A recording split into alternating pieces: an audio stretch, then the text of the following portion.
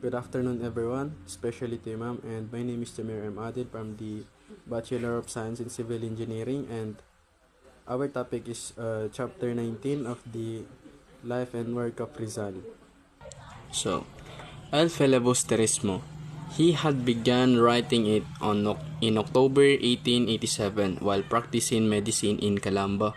So, the following year, 1888, in London, he made some changes in the plot and corrected some chapters already written. He wrote more chapters in Paris and Madrid and finished the manuscript in Biarritz on March 29, 1891. It took him, therefore, 3 years to write his second novel. So, revision in Ghent. Rizal left Brussels for Ghent, a famous university in Belgium. His reason for moving to Ghent were, number one, is the cost of printing in Ghent was cheaper than in Brussels. Number two, to escape from the enticing attraction of Petit Suzanne. And he met two compatriots, both studying engineering in the world-famed University of Ghent. Si Jose Alejandro from the Pampanga and si Edelberto Evangelista from Manila. So, owing to his limited funds, Rizal lived in a cheap boarding house with Jose Alejandro as roommate. So, economize further, they prepared their own daily breakfast in their morning. So, the printing of El Filibusterismo Rizal found a publisher, F. Mayer van Loo Press, who was willing to print his book on installment basis. So Rizal became desperate because his funds were running low and the money he expected from his friends did not arrive. So he had received some money from Basa and 200 pesos from Rodriguez Arias for the copies of Morgas. Successus sold in Manila.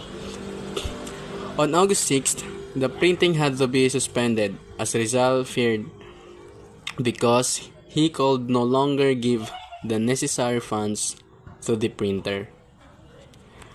Ventura, savior of the Philly. His funds ran out in Ghent, a similar calamity that he experienced in Berlin. He almost hurled the manuscript of the Philly into the flames. When everything seems lost, help came from an unexpected source. Valentin Ventura in Paris learned of Rizal's predicament and immediately sent him the necessary funds.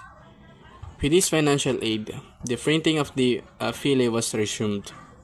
Najma Angeles Bansuan, Chapter 19. Details of distribution of fate of El Filibusterismo. Rizal gifted the original manuscript and signed of copy Valentin Ventura and sent the complementary copies to several friends. Almost the copies of the first edition shifted from Ghent to Hong Kong were confiscated, making the book were driving to price 400 per copy. The books dedicated of Father Gomez and Burgos, in short, Gomburza. The original manuscript of El Filibusterismo in Rizal handwriting is preserved the Filipinas Division of Bureau of Public Libraries in Manila, acquired from Valentin Ventura for 10,000 and contains 279 pages. Forward warning present in the manuscript were omitted from printed book to save on printing cost. Both of Noli Me Tangere and El Filibusterismo are displayed in Filipiniana Division of National Library. The El Filibusterismo title pages feature and script by Ferdinand Blumerick. A synopsis of novel provide the detailing and meaning characters and Simon, the main and etc. Yun lang, and maraming salamat. The next slide is all about the synopsis of the El Filibusterismo. So, Isagani is a nephew of Padre Florentino and lover of Paulita. So, Basilio is a son of Sisa, a promising medical student. Capitan Tiago is a patron of Basilio. Quiroga is a rich Chinese merchant, and the Cabezang Talis or Tails is a father of Julie, disposes of his land in Tiani by friars.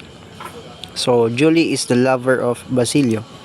So Macaraig, rich and leader of Filipino students in their movement to learn Spanish in the academy.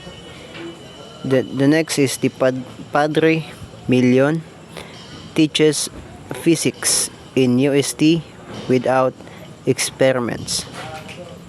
Placido Penitente is a student of Padre Million who became disoriented because of the poor methods of instruction. Senior Pasta is an old Filipino lawyer who refuses to help Filipino students in their advocacy. So Tandang Celo is a grandfather of Julie. And then the next slide is all about the comparative of Noli Me Tangere and the El Filibusterismo. So Noli Me Tangere is a romantic novel, while El Filibusterismo is a political novel.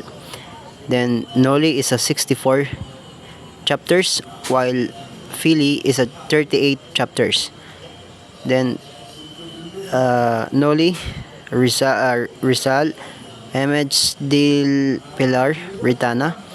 Then the Fili is Blumentritt, Graciano Lopez, Jaina, and Dr. Rafael Palma. So the next slide is also about the Noli and Fili compared.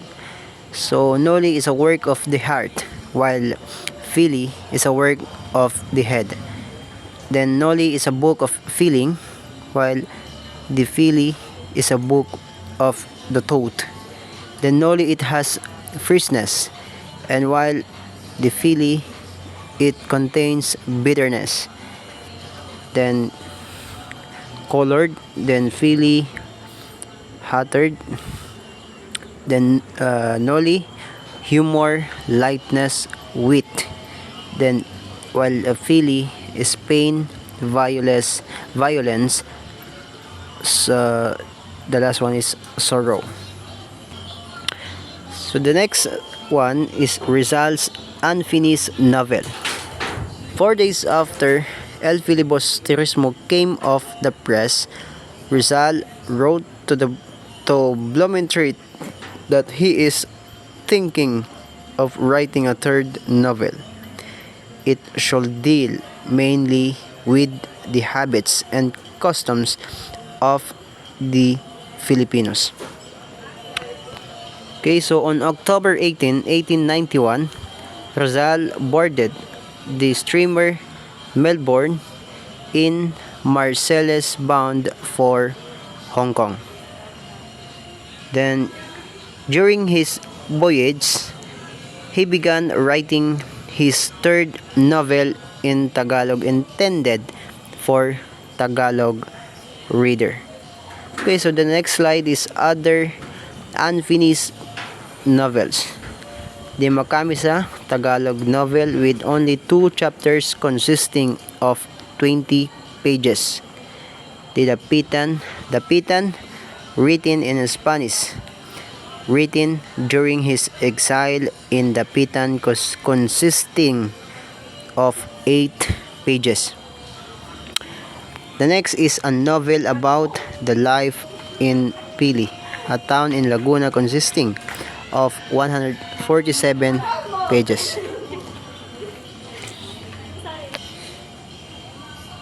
So the next slide is a novel about Cristobal a youthful Filipino student who returned from Europe consisting of 34 pages.